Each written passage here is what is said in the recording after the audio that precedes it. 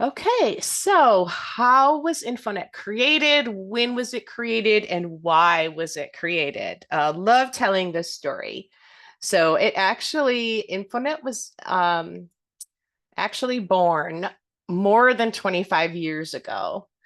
And um, overall, I mean, what is it? It is an online data system. It's used by over 100 victim service providers throughout Illinois, and it's supported and maintained by our agency here at ICEJA, but it's collaboratively governed between ICEJA and our partner funders, which includes ICASA, ICADV, Illinois Department of Human Services, and the Chicago Department of Family and Support Services, and also All Chicago, which is a nonprofit organization that administers funding from the U.S. Department of Housing and Urban Development. And so it was born October of 1997. That is when the first providers started entering clients and services into InfoNet. And back then, the impetus for InfoNet, it was a time when here at ICEJA, we were experiencing a substantial increase in the amount of grant funding we were charged with administrating throughout the state to support victim services. VAWA, or the Violence Against Women Act, was very new at that time. That was first enacted in 1994. And ICEJA has always been charged with administrating grant funds from VAWA. We're also charged with administrating Victims of Crime Act, or VOCA, grant dollars. And at the time, that had been around for about a decade or more. That was first enacted in 1984. But in the mid 90s is when the federal government started getting more aggressive with prosecuting companies and corporations, banks in particular, with white collar crimes. And maybe some of you know this already, but the VOCA money, those funds that are in the Crime Victims Fund, do not come from tax dollars. They come from fines imposed on offenders convicted of federal crimes, which includes large banks and corporations. And sometimes these fines are in millions of dollars, sometimes tens or even hundreds of millions of dollars. So all those fines collected go into the Federal Crime Victims Fund, and that's where our VOCA grant money comes from. So it's a great concept. The challenge is the amount of funding fluctuated often from year to year, which makes it difficult to plan. I know right now we're sort of in a decreasing phase of VOCA. Hopefully the tide will shift soon. But in this time, in the mid 90s, we had experienced a quadruple increase in the amount of VOCA funding available to administer. And again, VAWA was new at that time. So our executive director at that time, she was the director of our entire agency, but her area of expertise just so happened to be victim services. And so she had a very special interest in making sure these new funds we were responsible for administrating throughout the state to support victim services were spent in the most responsible way, where they were most needed, and funding services to the populations that needed it most. So she initiated an agency-wide strategic planning process. And us at the research unit, we were charged with gathering data statewide. We tried looking at crime data, crimes reported to police. We tried looking at court data. And we also asked for data from programs like yourselves about how many people were being served, some basic demographic information about those clients and what services were being provided. And unfortunately, we just did not find much. Many of you know that when you try to look to the criminal justice system for data on gender-based violence, you know that these crimes are often not reported to police. So that really only gave us the tip of the iceberg, and the amount of detail for the numbers we had were just not very rich or robust. We couldn't do very much with it. And while we did get good data from victim service providers, it was too inconsistent statewide to really make anything meaningful out of it. Service categories were slightly different. Even the way providers were counting people differed in some ways, because if you don't have some kind of system to count the number of people you're serving, it's hard, because sometimes you just see somebody once, you just talk to them over a hotline, or maybe see them once or twice and never again, while others might be receiving services from you for weeks, months, if not years.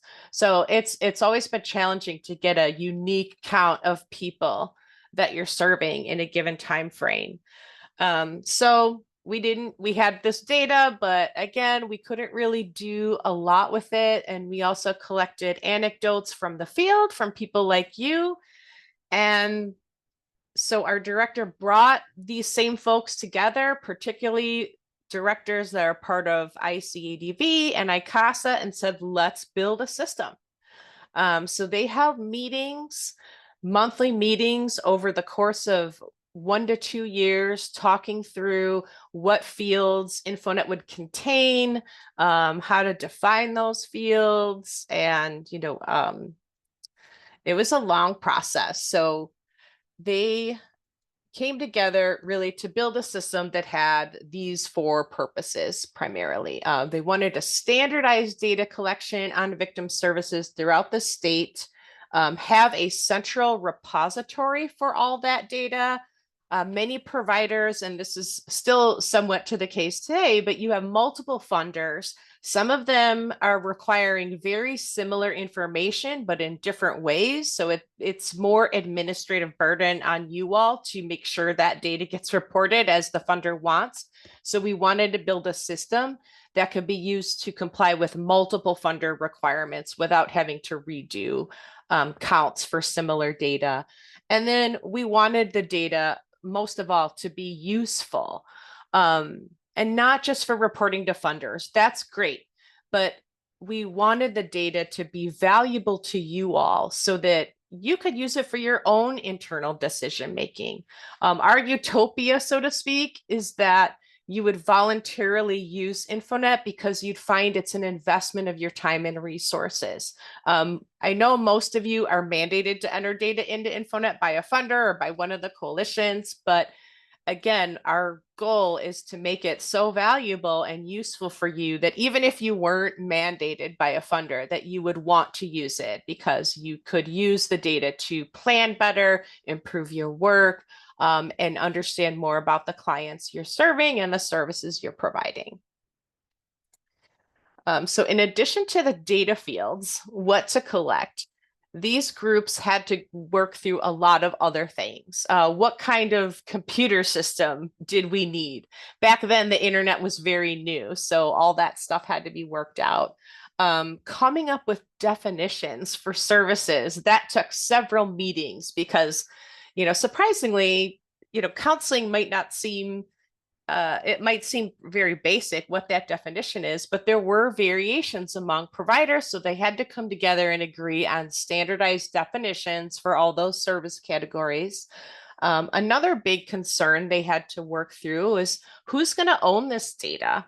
Who's going to have access to it? And who is going to be able to use it and for what purposes? So every organization that uses InfoNet, you all have user agreement that outlines all of these points.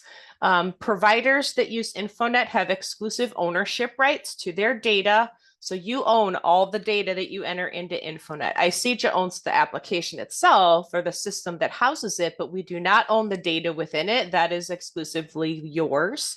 And those agreements also dictate how ICEJA can use that data. And we can use it for research and planning purposes. That's one of the agreements a provider makes when they use InfoNet. But we have to use the data in the aggregate form, and it has to combine multiple organizations. So in other words, and we can share this data publicly too, as long as it meets those conditions. So for example, if a news media outlet contacts ICEJA and asks for the number of sexual assault victims that were served by providers statewide, I can provide them, I can share that number because it's going to combine all 32 of the rape crisis centers. If somebody calls and wants to know how many clients were served by mujeres, we cannot share that number without getting approval from mujeres. So those are the conditions in which we can share and use the data. And we can use data at the more detailed level for different or more specific purposes, such as research projects, but we do need your approval before we are able to do that. And then who has access?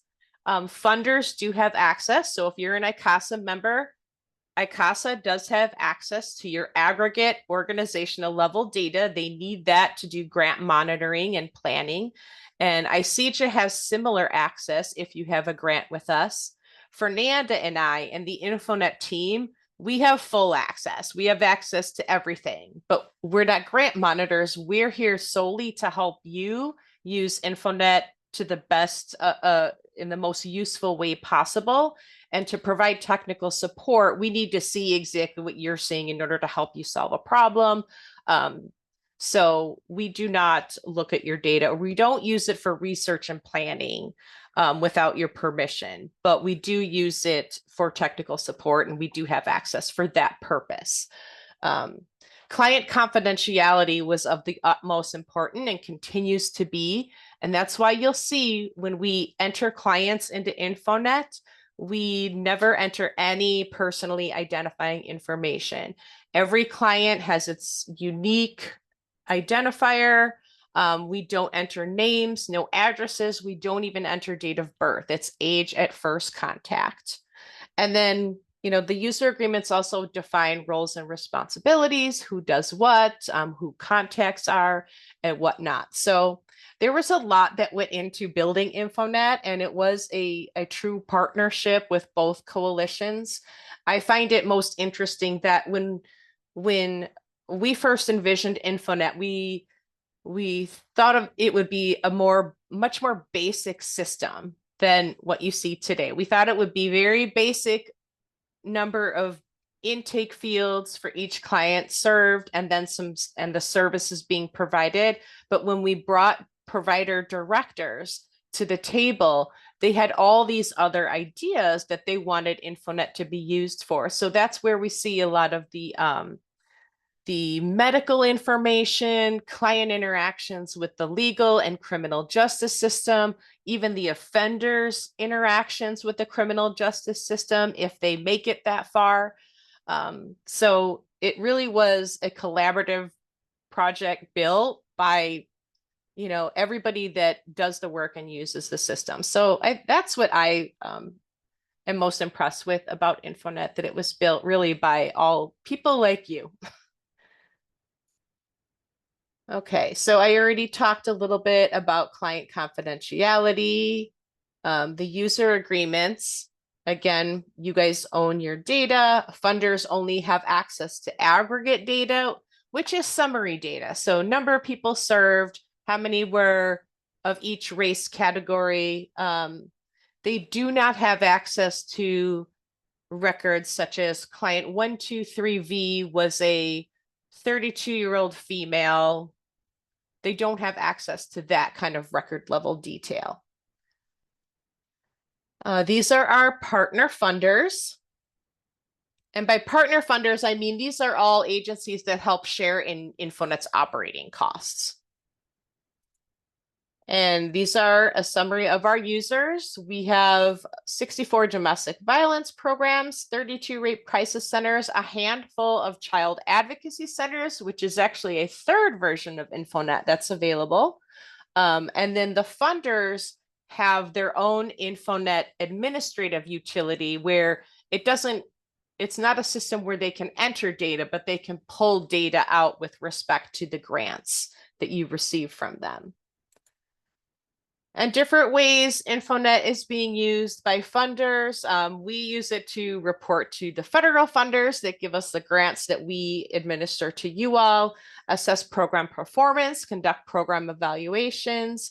We look at the impact of fund targeted for certain purposes. So for example, if we had a grant specifically for the Latinx population, We would want to see reports where the majority of people served by that grant are Latina.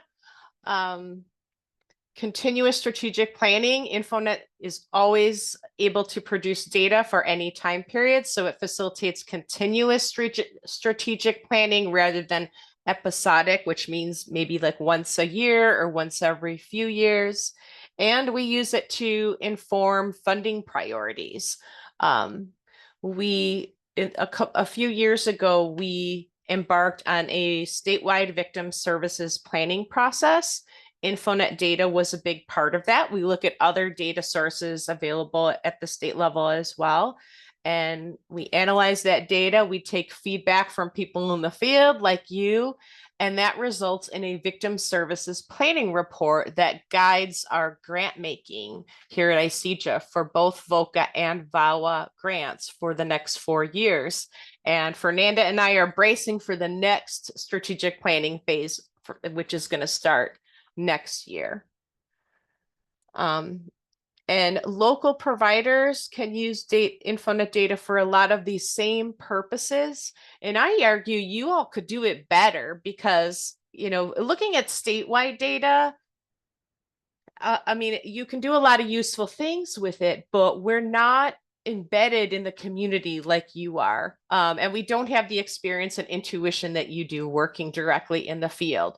We're not as familiar with the neighborhoods that you're serving and what resources are and are not available in the communities you're serving. It's harder to have that magnifying glass when you're looking at broader geographic regions. So you can use InfoNet data in the same way that Fernanda and I would look at statewide data, but you can do it better because you just know more about the community you're serving. So providers use it for looking at the impact of different funding streams. Obviously, you all have funders you report to. It's good data to justify need for new or continued funding. You can also, there's several ways you can use InfoNet as a program management tool to help allocate resources in the best way possible. Analyzing client profiles and services, conducting needs assessment so you could see where gaps may exist in the communities you serve, and lobbying for improved policy and practice on behalf of survivors you serve. You can talk to judges or police or healthcare providers until you're blue in the face, but when you have the numbers to back up the stories you're telling on how some policy or practice may unintentionally harm the clients you're serving, you're going to have a lot more leverage in making your argument powerful when you have numbers to back up what you're saying.